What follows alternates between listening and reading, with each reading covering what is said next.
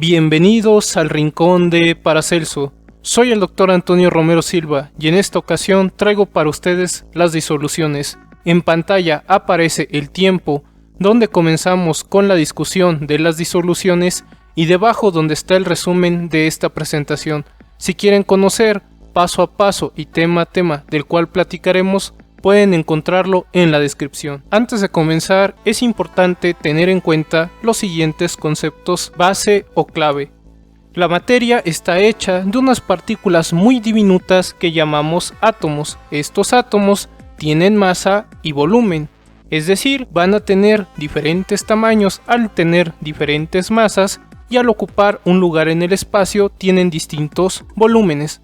Por eso también de que algunos son más pequeños y otros son más grandes, como podemos ver los átomos que se representan generalmente como esferas para facilitar su visualización, como los que están en pantalla.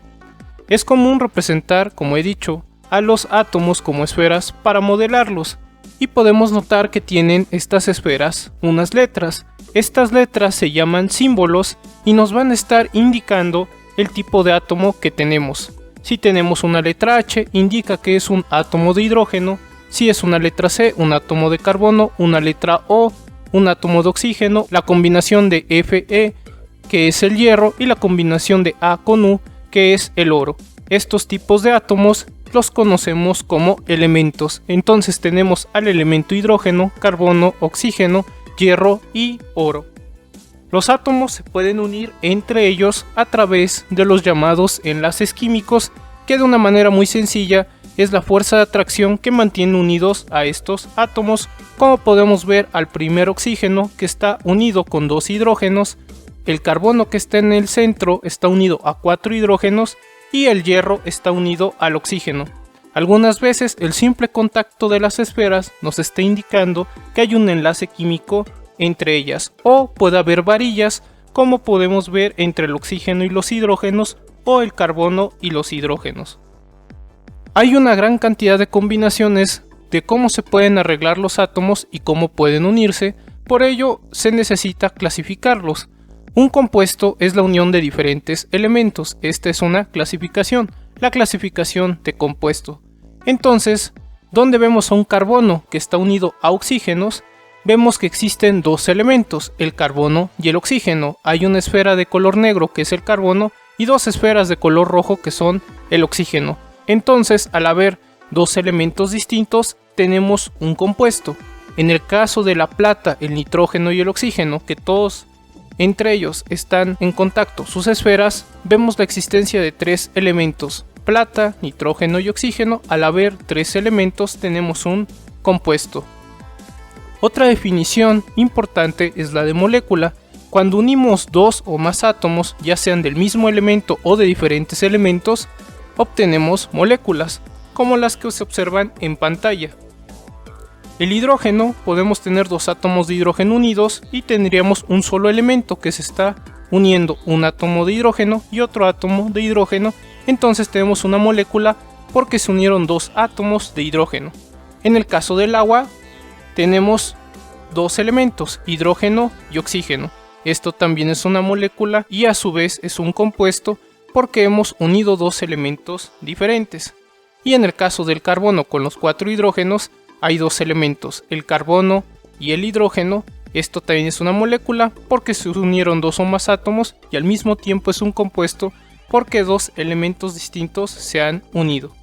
Para englobar tanto a las moléculas y a los compuestos, ya que tienen cantidades fijas de elementos y número de átomos, en general los podemos englobar como sustancias. Entonces, cuando digamos la palabra sustancia, podremos tener ya sean moléculas y o compuestos.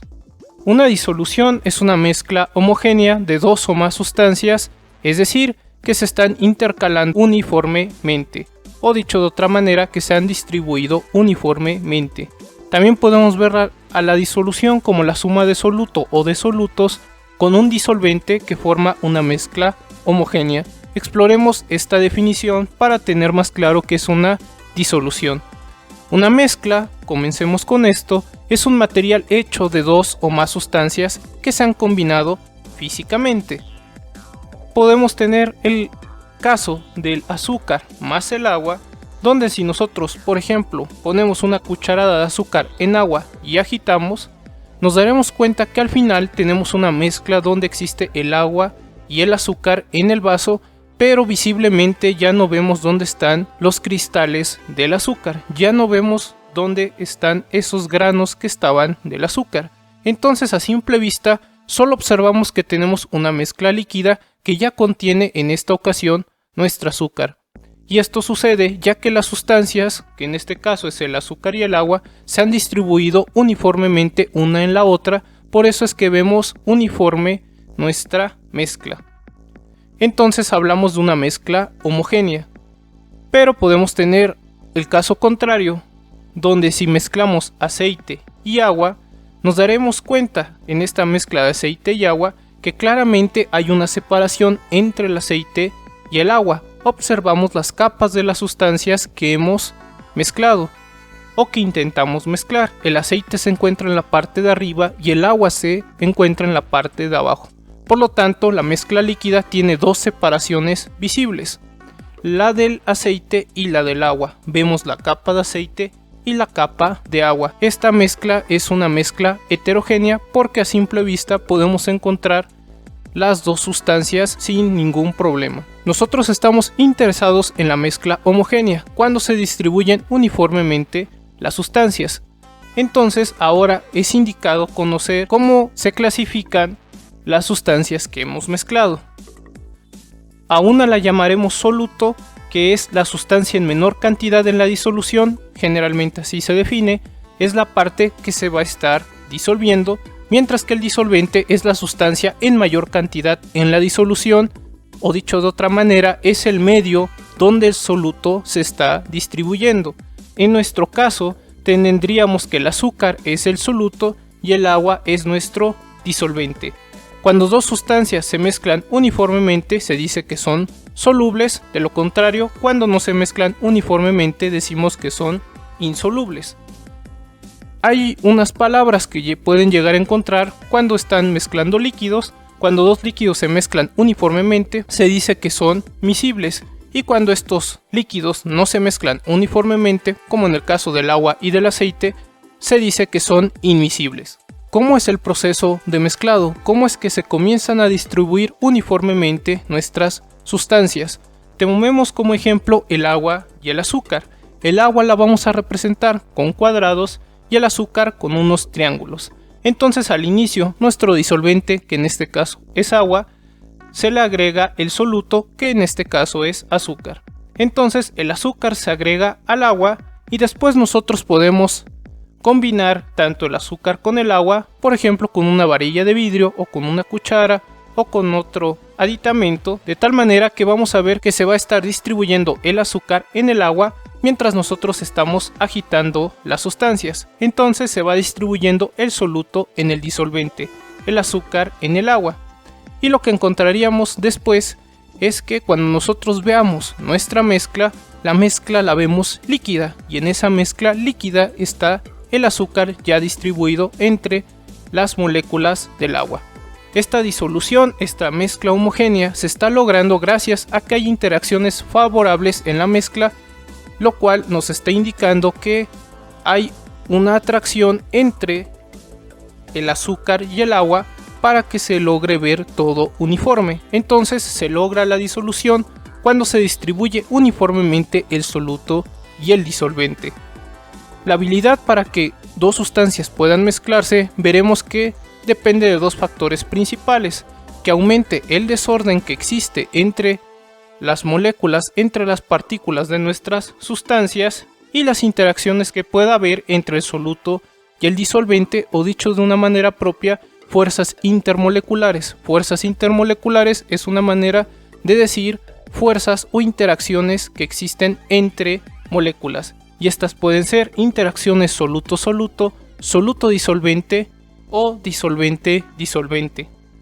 Una regla muy general que pueden encontrar para saber si algo se disuelve o no es lo similar disuelve a lo similar, que podemos interpretar como que algunas sustancias, cuando tienen propiedades similares, generalmente pueden mezclarse porque son similares. Caso de esto fue el azúcar con el agua. El azúcar y el agua guardan ciertas características similares y esto hace que puedan mezclarse, además de que forman interacciones intermoleculares. Veamos el caso contrario a la disolución, solo para ejemplificar la diferencia contra una mezcla heterogénea. Si nosotros combinamos agua y aceite, hacemos el mismo proceso de mezclado. Agregamos el aceite al agua, donde el agua la vamos a tener en mayor cantidad, por eso será el disolvente, y el aceite lo tendremos en menor cantidad, por eso será el soluto. Entonces, igualmente tratamos de distribuir el aceite entre el agua, pero en esta ocasión, como no se pueden combinar, como no son solubles, el agua y el aceite son inmiscibles, podremos ver a simple vista esta separación. En la parte superior se encontraría el aceite y en la parte inferior se encontraría el agua. Esta mezcla heterogénea está sucediendo por interacciones desfavorables. No hay interacciones lo suficientemente favorables entre el aceite y el agua para que logren una disolución. Entonces observaríamos que hay una mayor repulsión entre nuestras sustancias, en este caso el agua y el aceite.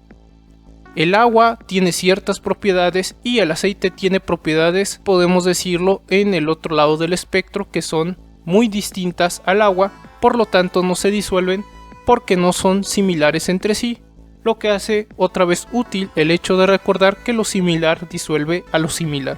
¿Cuánto soluto podemos tener en un disolvente? Para contestar esto es indicado recordar el concepto de solubilidad.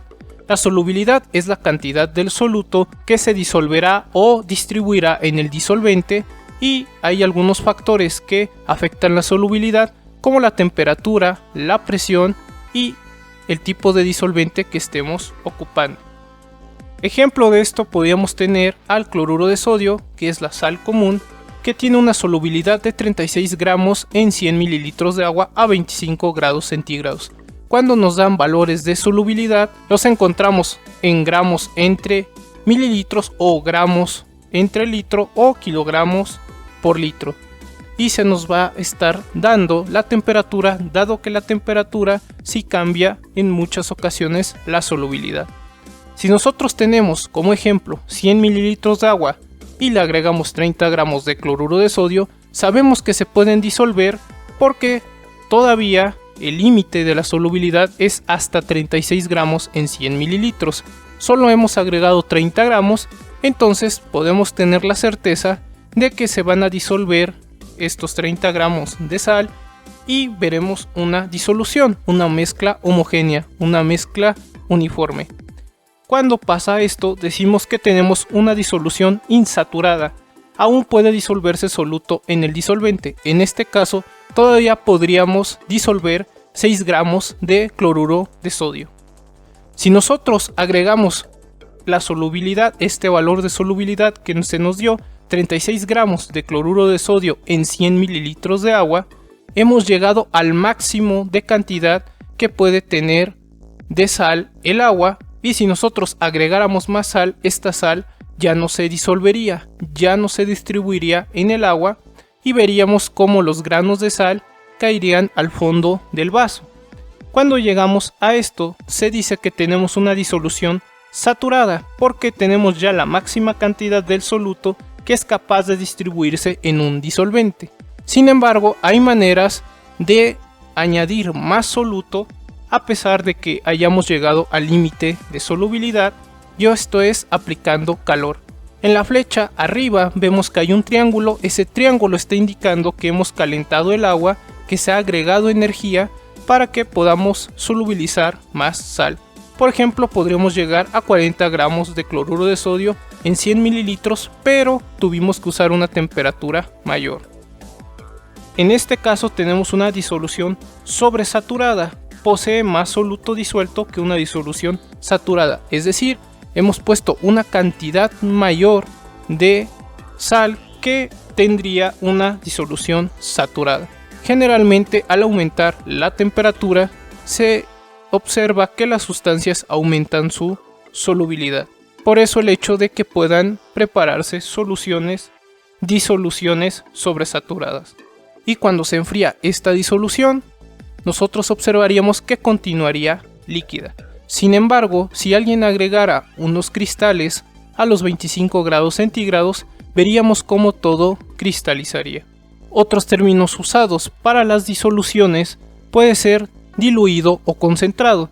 Cuando se dice que tenemos una disolución diluida, tenemos una cantidad relativamente pequeña del soluto en el disolvente. Por ejemplo, podríamos poner solamente 2 gramos de cloruro de sodio en 100 mililitros de agua. 2 gramos es pequeño en comparación a los 100 mililitros de agua, entonces tendríamos 2 gramos de cloruro de sodio en 100 mililitros de agua.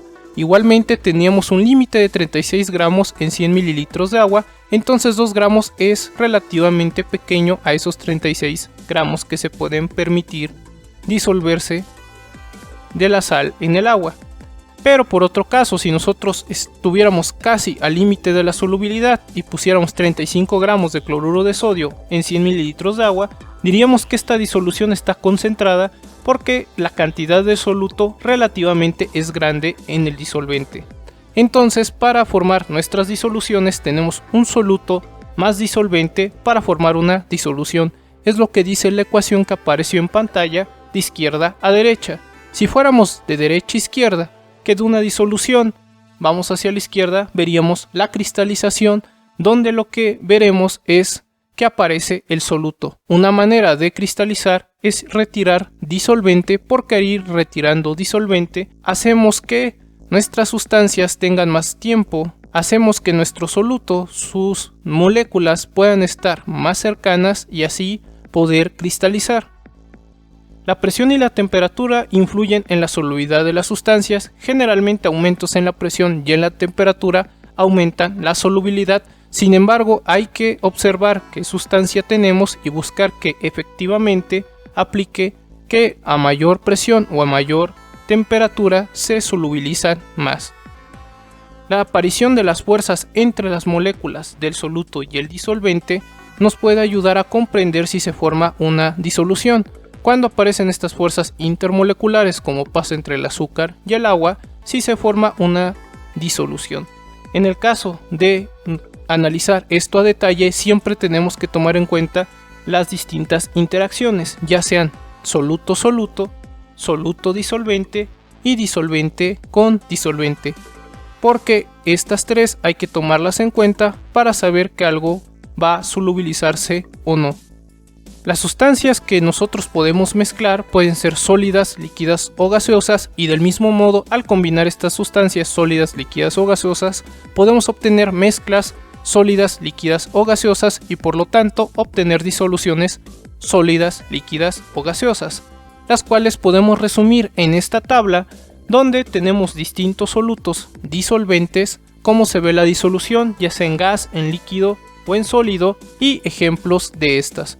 Si nosotros tenemos un gas que disolvemos en un gas, nuestra disolución es un gas, y el ejemplo más claro de esto es el aire, donde hay dos gases, el oxígeno y el nitrógeno, como el aire que está dentro de ese matraz o alrededor del matraz o abajo del matraz. Nosotros a simple vista no podemos ver al oxígeno y al nitrógeno, los veríamos uniformes. Entonces, al ver todo esto uniforme a la mezcla del oxígeno y el nitrógeno, tenemos una disolución.